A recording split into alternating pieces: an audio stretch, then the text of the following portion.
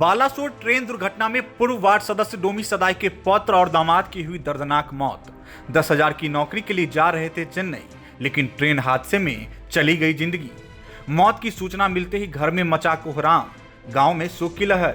Private ambulance से गांव आ रहा शव, लेकिन एम्बुलेंस के पैसे नहीं रहने के कारण चिंता में है परिजन। अब सवाल उठ रही है जो वो जो 2 एम्बुलेंस वहाँ से लगभग 60,000 की लागत से आ रही है, उसकी भरपाई कहाँ से होगा, कैसे होगा, इसकी चिंता हम लोगों को सता रही है। उड़ीसा के बालासोर में ट्रेन हादसे में मधुबनी जिले के कई परिवार उजड़ गए। एक तरफ जहां अब तक जिले के 4 लोगों की मौत की खबर सामने आ चुकी है, वहीं 6 लोग अब भी लापता हैं।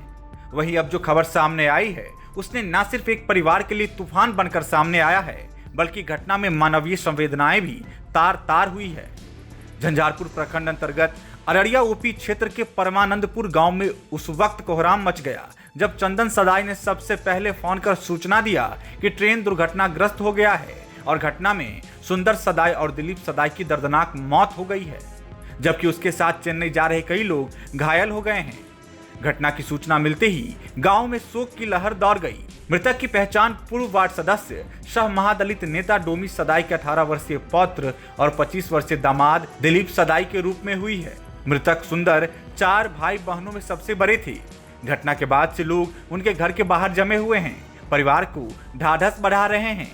घर वालों को जब से घटना की सूचना मिली है, उस समय से घर पर लोगों का जमावड़ा लगा हुआ है। ना तो कोई खाना खा रहे हैं, ना ही किसी के घर में चूल्हा जल रहा है। इतना ही नहीं, परिजनों को अब इस बात की भी चिंता सताई जा रही है कि जिस प्राइवेट एम्बुलेंस से सब आ रहा है उसका पैसा कहां से दिया जाएगा। इस घटना के संबंध में बताइए।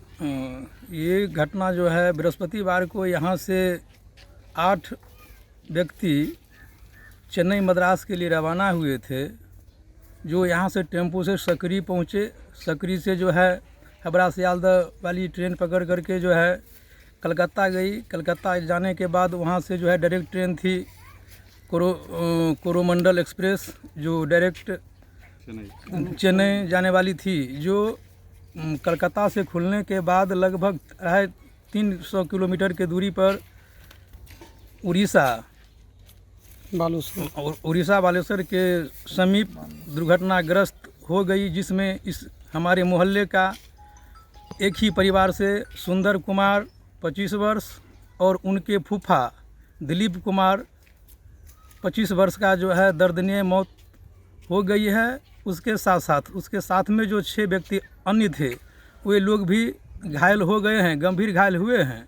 जैसे तैसे एम्बुलेंस के सहयोग से उन लोगों का पोस्टमार्टम हुआ। पोस्टमार्टम होने के बाद इन लोगों का भी प्राथमिक उपचार हुआ है। उपचार होने के बाद वहाँ से डेड बॉडी को लाने के लिए कोई वैकल्पिक व्यवस्था नहीं हुई। उसके बाद वहाँ से प्राइवेट 2 एम्बुलेंस करके जो है वो डेड बॉडी को 2 बजे वहाँ से रवाना गांव के लिए हुए हैं। अब समस्या बनी हुई है, जो जिस समुदाय से हम लोग आते हैं, जिस समुदाय से वो बच्चा थे, उसमें उसका भाड़ा जो एम्बुलेंस का भरपाई करना एक जो है वो बहुत बड़ी दुर्भाग्य साबित हो रही है, जो कहाँ से हम लोग उसका भरपाई करेंगे। हम लोग आशा करते हैं जो हमारे जो क्या कहते हैं अनुमंडल पदाधिकारी, प्रखंड विकास पदाधिकारी, जिला पदाधिकारी और जो हमारे जनप्रतिनिधि लोग स्थानीय हैं त्रिस्तरीय का, इन लोगों से अपेक्षा करते हैं जो कम से कम हमारी जो दुर्गति हुई है, क्षति हुई है, उसकी भरपाई तो नहीं होगी, लेकिन कम से कम आर्थिक जो अभी भरपाई तत्क्षण लगनी है, इसके लिए कोई व्यवस्था नहीं हो पा रहा है, जिसके चलते पूरे मुसहर समुदाय यहाँ मतलब आंसू का दम घुट करके जो है जी रहे हैं। कल 7 बजे से लेकर के अभी तक किसी के घर में खाना नहीं बना है और न कोई खाना खा पाए हैं उस चिंता के कारण।